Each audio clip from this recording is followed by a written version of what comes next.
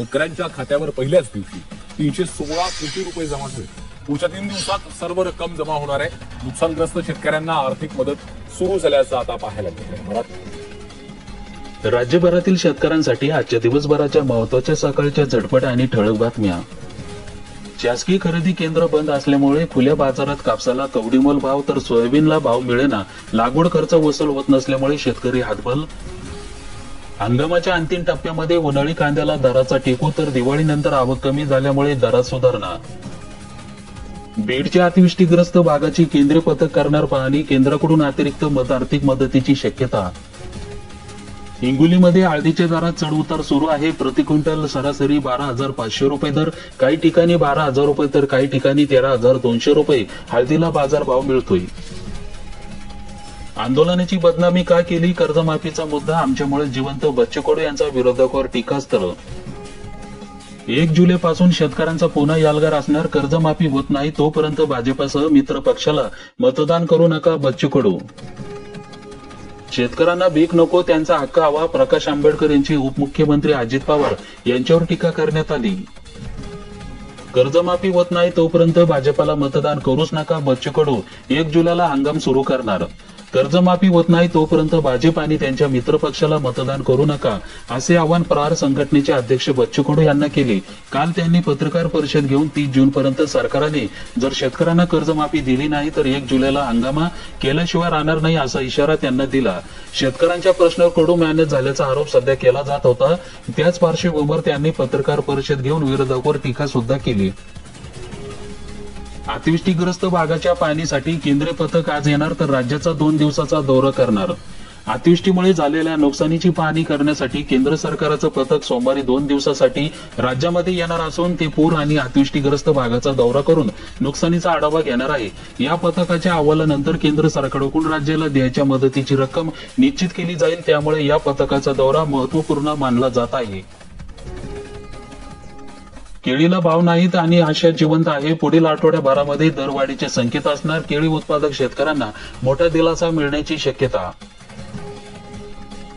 रासायनिक खतांच्या किमतीमध्ये पुन्हा मोडलं कंबरड, खत दरवाढीमुळे शेतकऱ्यांचं संकट, मिश्र खतांचे दर वधारणार, लिंकिंग सुरू।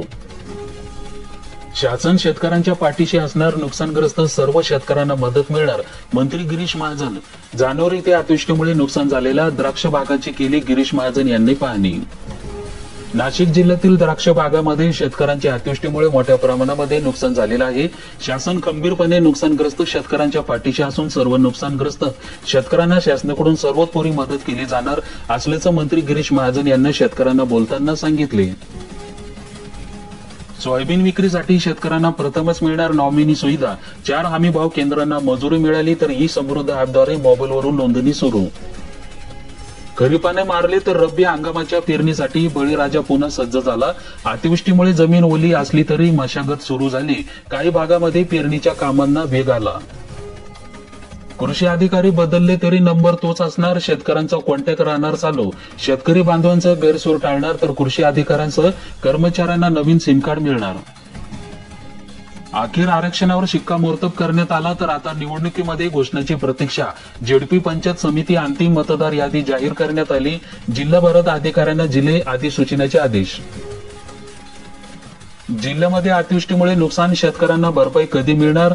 बाधित शेतकऱ्यांचं जिल्हाधिकाऱ्यांना निवेदन देण्यात आले। अवकाळी पावसामुळे धान पिके उद्ध्वस्त झालं, शेतकऱ्यांना नुकसान भरपाईची मागणी करण्यात आली। तांत्रिक त्रुटीमुळे अडकले शेतकऱ्यांचं अनुदान, दिवाळीनंतर सुद्धा खाती रिकामीच, तत्काळ कारवाईची मागणी करण्यात आली। सामायिक क्षेत्राची 303 प्रकरणे अजून सुद्धा आहे प्रलंबित।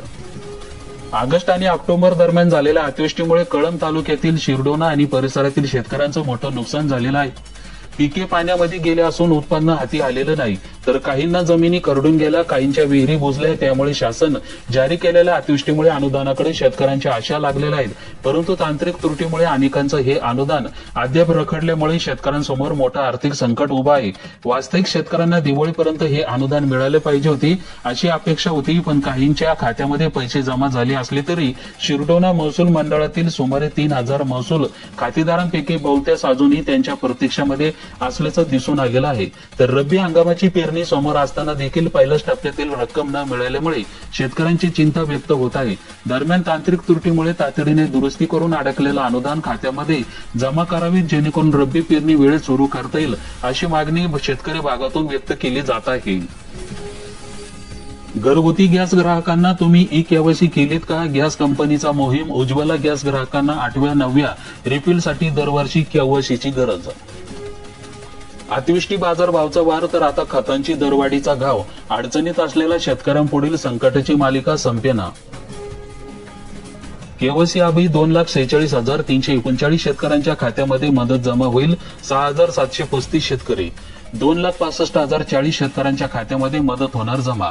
जालना जिल्ह्यातील जुलै ते सप्टेंबर या काळात अतिवृष्टीमुळे नुकसान झालेल्या शेतकऱ्यांना शासनाकडून मदत जाहीर करण्यात आलेली आहे. 3 महिन्याच्या काळामध्ये झालेल्या नुकसानीपोटी 431,81,42,00,000 रुपयांचा निधी शासनाकडून मंजूर करण्यात आलेला आहे.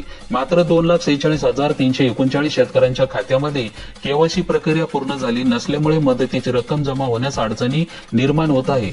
जुलै ते सप्टेंबर या काळामध्ये झालेल्या मुसळधार पावसामुळे जिल्ह्यातील 6,09,651 शेतकरी बाधित झालेला आहेत. शासनाकडून बाधित शेतकऱ्यांना दिलासा देण्यासाठी मदत जाहीर करण्यात आलेली आहे. या 3 महिन्यामध्ये झालेल्या नुकसानीपोटी शेतकऱ्यांकडून शासनाकडून 431,81,42,00,000 रुपयांचा निधी मंजूर करण्यात आलेला आहे. 2 दिवसामध्ये शेतकऱ्यांच्या खात्यामध्ये ही भरपाईची रक्कम जमा होण्यास सुरुवात होतील. नुकसानीची भरपाई नसल्यामुळे शेतकऱ्यांची आर्थिक कोंडी आली. अतिवृष्टीचा फटका. शिरूर अनंतपाळ तालुक्यातील 22.55 हेक्टरवरील खरीपाचं नुकसान.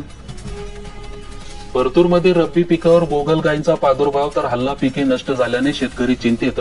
अतिवृष्टीचा तडाख्यानंतर गोगलगायीचं संकट. तालुक्यातील शेतकऱ्यांना शासनाकडे आर्थिक मदतीची मागणी.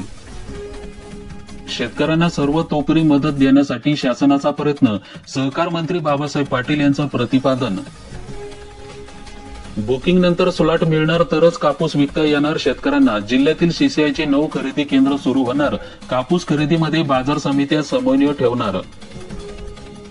अतिवृष्टीमुळे पिके काढण्यास अडचण आली. नुकसानीचा प्रचंड झालं. शेतकरी हतबल झाले.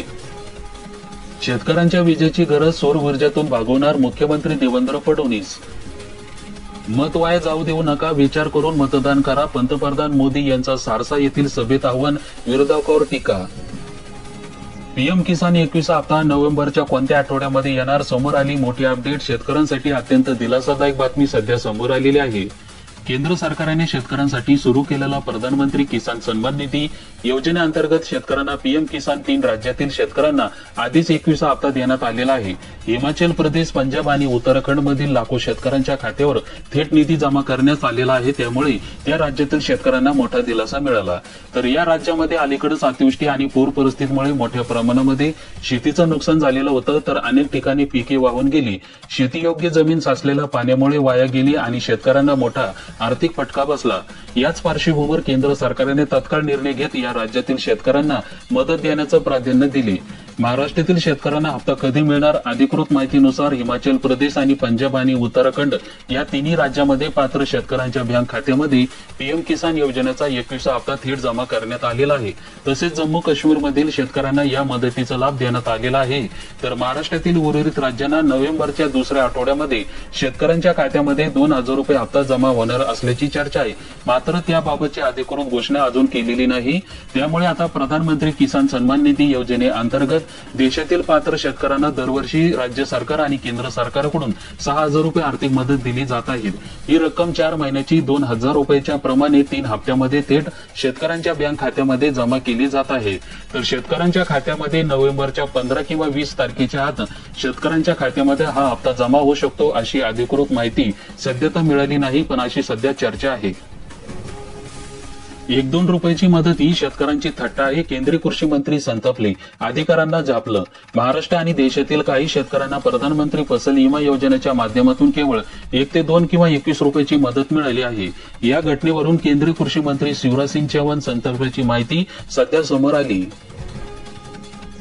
शेतकऱ्यांसाठी आली आनंदाची बातमी. तर सरसकट शेतकऱ्यांना 13,000 रुपये पीक विमा शेतकऱ्यांच्या खात्यामध्ये जमा करण्यात आला. महाराष्ट्रातील शेतकऱ्यांसाठी एक दिलासादायक बातमी आहे. राज्य सरकारने सुरू केलेला फक्त ₹1 पीक विमा योजनेअंतर्गत भरपाईची रक्कम आता थेट शेतकऱ्यांच्या बँक खात्यामध्ये जमा होऊ लागलेली आहे. याच योजनेमुळे हजारो शेतकऱ्यांना मोठा आर्थिक आधार मिळत आहे. राज्यातील अनेक भागामध्ये अतिवृष्टी, दुष्काळ किंवा वादळामुळे दरवर्षी पिकांचं मोठ्या प्रमाणामध्ये नुकसान होत असतात. अशा परिस्थितीमध्ये शेतकऱ्यांना आर्थिक नुकसान भरून काढण्यासाठी राज्य सरकारने 2023 साली ही योजना सुरू केली. या योजनेचा उद्देश म्हणजेच पिकांचं नुकसान झाल्यास शेतकऱ्यांना वेळेवर आर्थिक मदत मिळावी आणि त्यांना शेतीवर जोखीम कमी व्हावी. या योजनेची सर्वात मोठी खासियत म्हणजे शेतकऱ्यांना विम्यासाठी केवळ ₹1 भरावा लागतो. उर्वरित विमा प्रीमियम पूर्णपणे राज्य सरकार भरते. त्यामुळे शेतकऱ्यांवरील आर्थिक ताण मोठ्या प्रमाणामध्ये कमी झालेला आहे. ही योजना पूर्णपणे पारदर्शक पद्धतीने राबवली जात असून भरपाईची रक्कम थेट डीबीटी डायरेक्ट बेनिफिट ट्रान्सफर माध्यमातून शेतकऱ्यांच्या खात्यामध्ये जमा केली जात आहे. राज्यातील पात्र शेतकऱ्यांच्या खात्यामध्ये सध्या सरासरी ₹13,000 पर्यंत भरपाई जमा होत आहे. ही रक्कम शेतकऱ्यांच्या पिकांच्या प्रकार आणि नुकसानीच्या प्रमाणावर अवलंबून आहे. उदाहरणार्थ सोयाबीन पिकासाठी साधारण ₹12,000 ते ₹15,000 पर्यंत रक्कम मिळत आहे, तर कापूस किंवा भात यासारख्या व्यावसायिक पिकांसाठी काही प्रकरणांमध्ये ₹25,000 पर्यंत भरपाई दिली जात आहे. या आर्थिक मदतीमुळे शेतकऱ्यांना पुढील हंगामात शेती पुन्हा सुरू करण्याचा आत्मविश्वास मिळत आहे. तसेच ही योजना ग्रामीण अर्थव्यवस्थेला सरद देणारी ठरत आहेत. या योजनेचा लाभ घेण्यासाठी शेतकऱ्यांना काही आवश्यक कागदपत्र सुद्धा सादर करावी लागतात. त्यामध्ये आधार कार्ड, 7/12 आणि 8चा उतारा, पीक नुकसानीचा पंचनामा अहवाल आणि आधार लिंक असलेल्या बँक पासबुकची प्रत यांचा समावेश करण्यात आलेला आहे. ही कागदपत्र सादर केल्यानंतरच कृषी अधिकारी किंवा विमा कंपनीकडून पडताळणी केली जाते आणि त्यानंतर भरपाईची रक्कम शेतकऱ्यांच्या खात्यामध्ये जमा केली जात आहे. त्यामुळे शेतकऱ्यांना मोठा दिलासा मिळत आहे. 6,359 शेतकऱ्यांना ₹4.5 कोटी अनुदान वितरित करण्यात आलं, तर सिन्नर तालुक्यातील 8,326 शेतकरी अद्याप नुकसान भरपाईच्या प्रतीक्षेमध्ये. कर्जमाफीच्या मागणीवर उच्चस्तरीय समिती नियुक्ती करण्यात आली. प्रवीण परदेशी समितीचे अध्यक्ष असणार. थकीत कर्जाच्या वेळाकतून शेतकऱ्यांची सोडवणूक करणे आणि उपयोजना करण्याचा उद्देश. 30 जून 2026 पूर्वी शेतकऱ्यांना कर्जमाफी होणार. मुख्यमंत्र्यांची मोठी घोषणा. तर रेल्वे रोको करणार नाही, कडू यांचा हायकोर्टामध्ये गवाही देण्यात आली. अतिवृष्टीग्रस्त शेतकऱ्यांना ₹67,43,00,000 वितरण करण्यात आलं. पालकमंत्री डॉक्टर अशोक उईके यांची माहिती. तर उर्वरित निधी तत्काळ वितरित करण्याचे आदेश सुद्धा देण्यात आले. सप्टेंबर महिन्यातील पिकांच्या नुकसानीपोटी शेतकऱ्यांना ₹356 कोटी मदत. जिल्ह्यातील 5,45,000 शेतकऱ्यांना मिळणार दिलासा. बुधवारी शासनाकडून GR जारी करण्यात आला. जालना जिल्ह्यातील सप्टेंबर आणि ऑक्टोबर पहिल्याच आठवड्यामध्ये झालेल्या अतिवृष्टीमुळे झालेल्या नुकसानीपोटी अहवाल सादर करताना 16 ऑक्टोबर रोजी सरकारकडून सादर करण्यात आलेला आहे. त्यानुसार शासनाकडून बुधवारी नुकसानीची मदत जारी केलेली आहे. जिल्ह्यातील 5,45,890 शेतकऱ्यांना ₹336,66,00,000 मदत जारी करण्यात आलेली आहे.